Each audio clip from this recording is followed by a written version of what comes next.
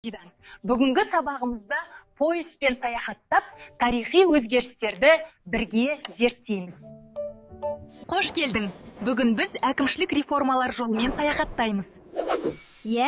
Бұл саяхатта көп нәрсе білгім келеді. Бұл өзгерістер патша билігінің күшеюі үшін жасалды.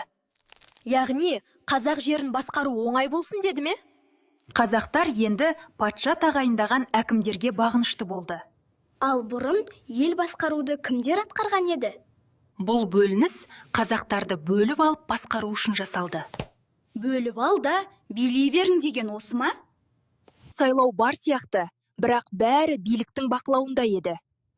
Демек, шын сайлау болмаған ғой? Жаңа жүйе халыққа ауыр салық жүктеді. Бұл шаруаларға оңай болмаған шығар. Медициналық көмек алғаш рет ауылға жетті. Бірақ бәріне бірдей қолжетімді болмады, Қазақ жері енді патша қазынасы саналды. Ал өз ата қоныстары қайда қалды? Бұл реформалар қазақ халқының еркіндігін азайтты. Яғни, бұл отарлау саясатының ашық көрінісі. Міне, әр станциядағы саяхатымыз аяқталды. Не түйдің?